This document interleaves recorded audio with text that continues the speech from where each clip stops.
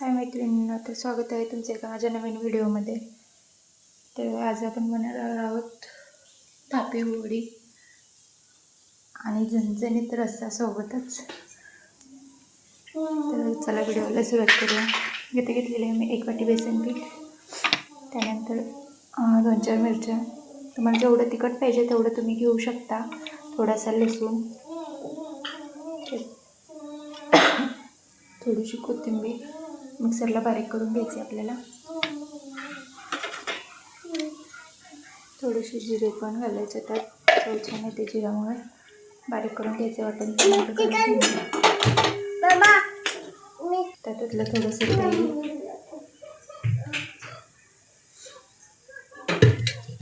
त्यानंतर इथे आपण जे वाटण बनवून घेतलेलं आहे मिरची, लसूण आणि कोथिंबिरीचं, ते वाटण घालायचं त्यात आपल्याला.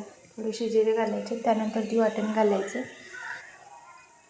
बघू शकता तुम्ही. वाटण घालून छान असं परतून घ्यायचं 2-4 मिनिट. त्यानंतर घालायची त्यात थोडीशी हळद,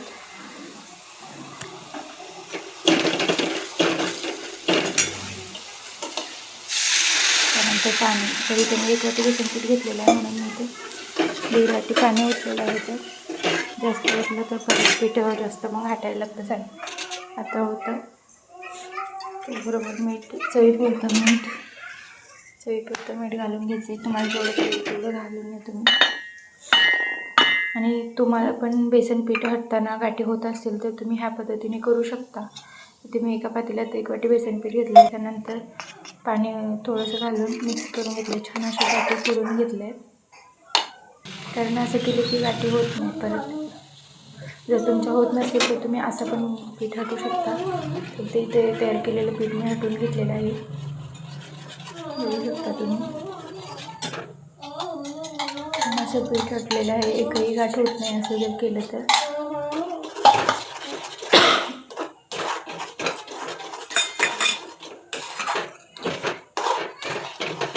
असं परतून घ्यायचं आणि मिक्स करून झालेलं आहे.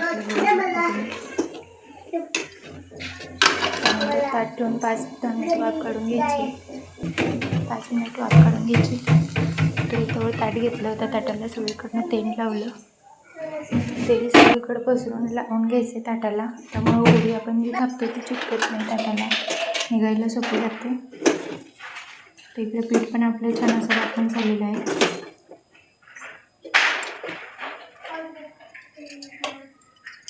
बघू शकता तुम्ही. ते छान असं पीठ वापरायला आणि वडी थापायला.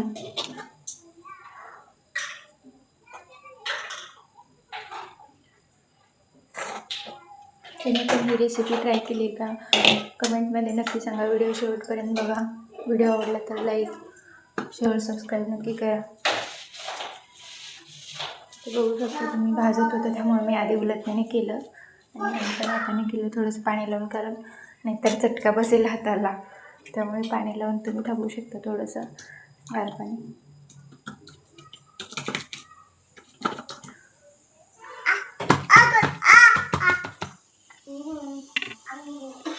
वडी आपली थापून झालेली आहे छान अशी. त्यानंतर घालायचं आपल्याला खोबरकीस घालायचं आहे थोडंसं.